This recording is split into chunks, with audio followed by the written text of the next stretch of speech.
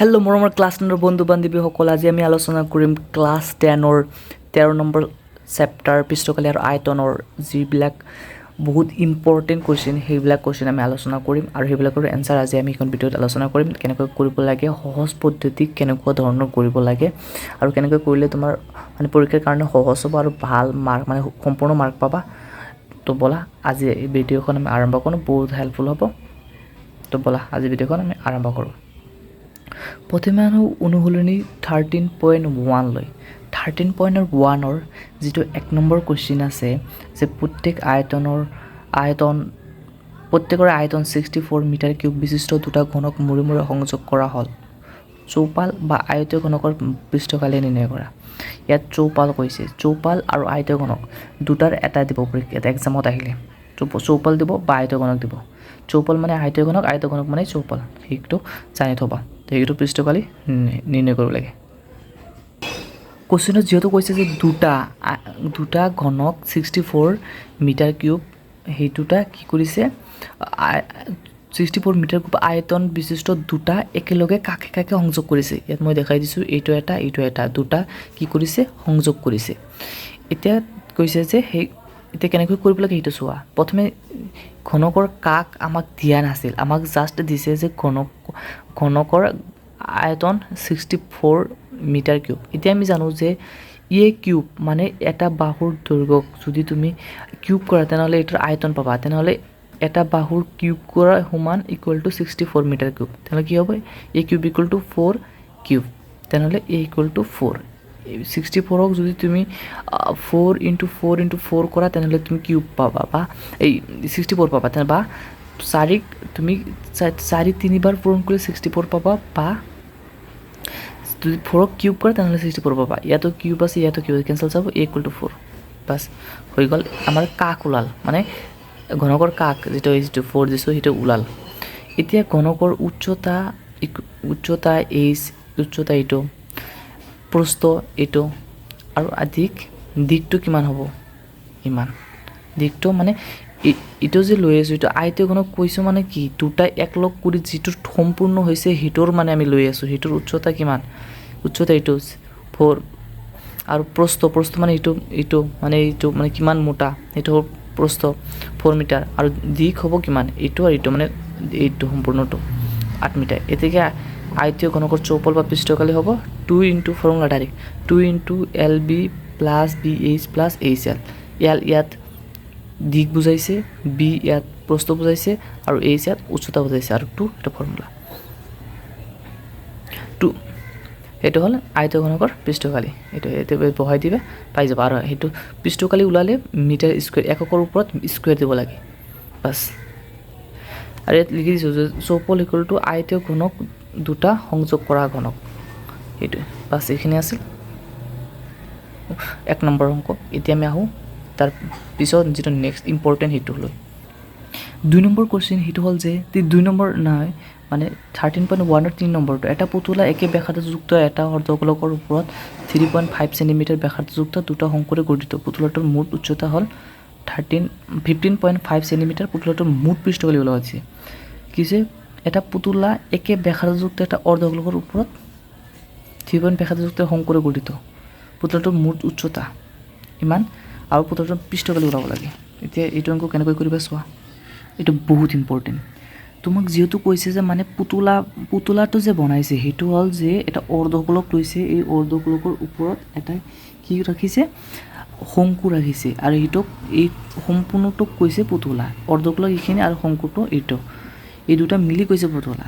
এতিয়া তোমাক যিটো দি দিছে সেইটো হ'ল যে ব্যাসাৰ্ধ দি দিছে, ব্যাসাৰ্ধ এই অৰ্ধগোলকৰ যিটো ব্যাসাৰ্ধ বা শংকুৰ আৰু অৰ্ধগোলকৰ শংকুৰটো এইটো শংকুৰ ব্যাসাৰ্ধ আৰু অৰ্ধগোলকৰ ব্যাসাৰ্ধ সেইটো হ'ল যে 3.5 চেণ্টিমিটাৰ দিছে।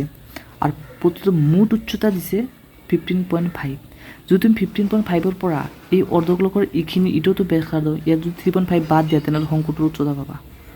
সেইটোৱে যে এইটো শংকুটোৰ উচ্চতা h = 12 ওলাইছে। কেনেকৈ ওলালো যে 15.5 এইটোতো সম্পূৰ্ণ, আৰু এইখিনিতো ব্যাসাৰ্ধটো আমাক দিয়াই আছে 3.5, ইটো দিছে মানে ইটো দিছে ব্যাসাৰ্ধ, তো এইখিনি বাদ দিলে 12 চেণ্টিমিটাৰ। সেইটো হ'ল এইটো শংকুটোৰ উচ্চতা ওলাল।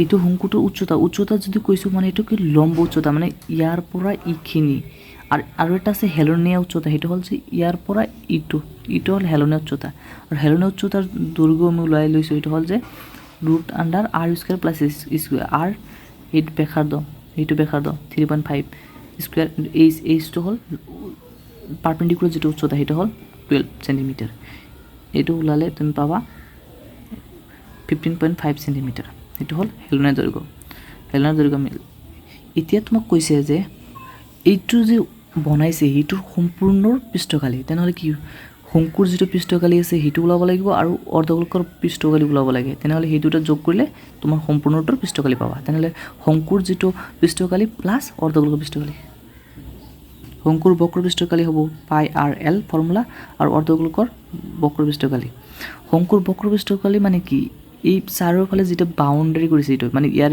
ইখিনিতো নালাগে ইখিনিতো মানে ইটোৰ ভিতৰতে আছে তো এই চাৰিওফালৰ শংকুৰ চাৰিওফালৰ আৰু এইখিনি পৃষ্ঠকালি লাগে সেইটোৱে শংকুৰ বক্ৰ পৃষ্ঠকালি 2πr/l প্লাছ 2πr² অৰ্ধগোলকৰ বক্ৰ পৃষ্ঠকালি জাষ্ট এতিয়া এলটো ইয়াত কি হেলনীয়া দৈৰ্ঘ্য বহাই দিয়া r2 3.5 সেন্টিমিটাৰ আৰু 2πr² বাছ মই ইয়াত πr কমন লৈছোঁ কাৰণ দুয়োটাতে আছিল πr আৰু l প্লাছ 2r ইয়াতে মানে মান বহাই দিছোঁ মান বহাই দি কিনে ওলাই দিছোঁ যদি বক্ৰ পৃষ্ঠকালি ওলাব কৈছে এইখনে সেন্টিমিটাৰ স্কুৱেৰ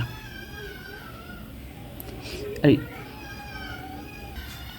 তাৰপিছত সেইটো আৰু এটা ইম্পৰ্টেণ্ট 13.1 সেইটো হ'ল 6 নম্বৰটো বহুত ইম্পৰ্টেণ্ট 1 3 6 বহুত ইম্পৰ্টেণ্ট সেইকাৰণে মই এইবিলাকৰ এনচাৰবিলাক দি আছোঁ কেনেকৈ কৰিবা এইটো সহজ পদ্ধতি আৰু বুজাই দি আছোঁ এটা ঔষধৰ কেপচুলৰ আকৃতি এটা বেলুনৰ দুটা মূৰতে দুটা অৰ্ধগোলক লগাই থোৱা হয় সম্পূৰ্ণ কেপচুলটোৰ দৈৰ্ঘ্য 14 মিলিমিটাৰ আৰু বেগ 5 মিলিমিটাৰ পৃষ্ঠকালিটো নিৰ্ণয় কৰা কেপচুল দিছে সম্পূৰ্ণটোৰ 14 মিলিমিটাৰ আৰু এটা হ'ল mm 5 mm আৰু এটা হ'ল 14 mm বেলুনৰ দুটা মূৰত থকা অৰ্ধগোলক লগাই থোৱা হ'ল মানে ইটোতো এটা অৰ্ধগোলক হ'ব আৰু ইটো এটা অৰ্ধগোলক হ'ব এতিয়া কি পৃষ্ঠকালি নিৰ্ণয় কৰিছে এইটো কেনেকৈ কৰিবা চাওঁ এতিয়া ধৰা এইটো প্ৰথমে মই ধৰি লৈছোঁ যে বেলুনৰ দৈৰ্ঘ্য এইচ ধৰিছোঁ আৰু ব্যাসাৰ্ধ আৰু অৰ্ধগোলকৰ ব্যাসাৰ্ধ যেহেতু কমন বেলুনৰ ব্যাসাৰ্ধ আৰু অৰ্ধগোলকৰ ব্যাসাৰ্ধ বেলুনৰ মানে সেইটোৰ ব্যাসাৰ্ধ আৰু অৰ্ধগোলক এই দুইমূৰ যিটো অৰ্ধগোলক আছে এইখিনি ধৰি লোৱা এইখিনি অৰ্ধগোলক এইটো এটা অৰ্ধগোলক সেইটোৰ কমন ব্যাসাৰ্ধ হ'ল r দুটা কাৰণে সেম সেইকাৰণে r লৈছোঁ বেলুন আৰু অৰ্ধগোলৰ ব্যাসাৰ্ধ 2.5 মিলিমিটাৰ আৰু বেলুনৰ দৈৰ্ঘ্য 2.5 কেনেকৈ হৈছে কাৰণ ইয়াৰ পৰা এইখিনি 5 মিলিমিটাৰ দিছে তাৰমানে কি দিছে অৰ্ধগোলকৰ ব্যাসেইটো দিছে না এতিয়া আমি ব্যাসাৰ্ধ ব্যাসৰ আধা হ'ব তেনেহ'লে সেইকাৰণে আমি 2.5 মিলিমিটাৰ লিখিছোঁ আৰু বেলুনৰ দৈৰ্ঘ্য কি হ'ব এইখিনি বেলুনৰ দৈৰ্ঘ্য মানে কি এই দুইমূৰৰ যে অৰ্ধগোলক আছে এইখিনি বাদ দিয়া তাৰমানে ইয়াৰ পৰা ইয়ালৈকে সেইটো কি হ'ব 14টো সম্পূৰ্ণ মাইনাছ ইয়াৰ ব্যাসাৰ্ধ আৰু ইয়াৰ ব্যাসাৰ্ধ বাদ দি দিয়া তেনেহ'লে তুমি বেলুন পাবা বেলুন মানে এইখিনি চুঙা দুইমূৰৰ অৰ্ধগোলকটো বাদ দিয়া 2.5 এইটোৰ ব্যাসাৰ্ধ 2.5 এইটোৰ ব্যাসাৰ্ধ দুটা বাদ দিছোঁ 15 - 5 = 9 মিটাৰ 9 মিটাৰ মানে কি অৰ্ধগোলক বাদ দিলে এইখিনি যে চুঙা যে আছে মানে বেলুন যে আছে সেই বেলুনৰ দৈৰ্ঘ্য হ'ব 9 মিলিমিটাৰ এতিয়া কেপচুলৰ মুঠ পৃষ্ঠকালি কি হ'ব দুইমূৰৰ অৰ্ধগোলক দুটাৰ বক্ৰ পৃষ্ঠকালি প্লাছ আৰু এই বেলুনৰ বক্ৰ পৃষ্ঠকালি দুইমূৰৰ অৰ্ধগোলকৰ পৃষ্ঠকালি ওলোৱা মানে এটা ওলালে দুই পূৰণ কৰিলে হ'ব আৰু বেলুনৰ পৃষ্ঠকালি ওলায় সেইকাৰণে লিখিছোঁ বেলুনৰ পৃষ্ঠকালি প্লাছ 2 × অৰ্ধগোলকৰ পৃষ্ঠকালি এটা অৰ্ধগোলকৰ পৃষ্ঠকালি আৰু পূৰণ 2 কাৰণ কিয় দুটা আছে যে সেইকাৰণে 2 পূৰণ কৰিছোঁ বেলুনৰ পৃষ্ঠকালি ফৰ্মুলা কি 2πr/h প্লাছ 2 × আৰু অৰ্ধগোলকৰ